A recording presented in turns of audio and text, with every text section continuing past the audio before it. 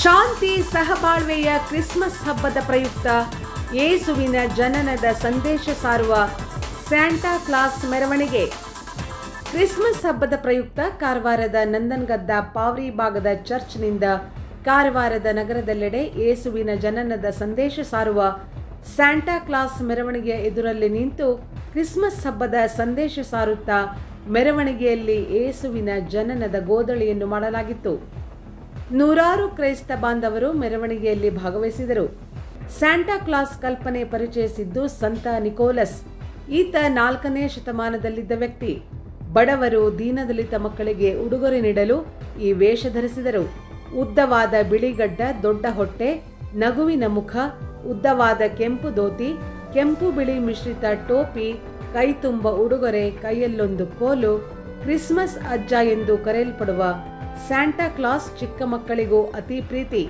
ಯೇಸುವಿನ ಜನನದ ಸಂದೇಶವನ್ನು ಮನೆ ಮನೆಗೆ ತಲುಪಿಸಲು ಇಂದಿಗೂ ಸಂತ ನಿಕೋಲಸ್ ಅಥವಾ ಸ್ಯಾಂಟಾ ಕ್ಲಾಸ್ನ ವೇಷ ಧರಿಸಿ ಮನೆಗೆ ಬರುತ್ತಾರೆ.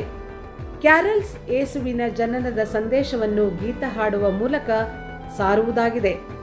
ಈ ಕ್ಯಾರಲ್ಸ್ ಎಂಬ ಹಾಡುವ ಗುಂಪು ಸ್ಯಾಂಟಾ ಕ್ಲಾಸ್ ಜೊತೆ ಮನೆ ಮನೆಗೆ ಹೋಗಿ ಸಂದೇಶ ಸಾರುತ್ತಾರೆ. ಮಾತ್ರವಲ್ಲದೆ ಹಬ್ಬದ ಆಚರಣೆಯಲ್ಲಿ ಪ್ರಮುಖ ಪಾತ್ರ ವಹಿಸುತ್ತದೆ.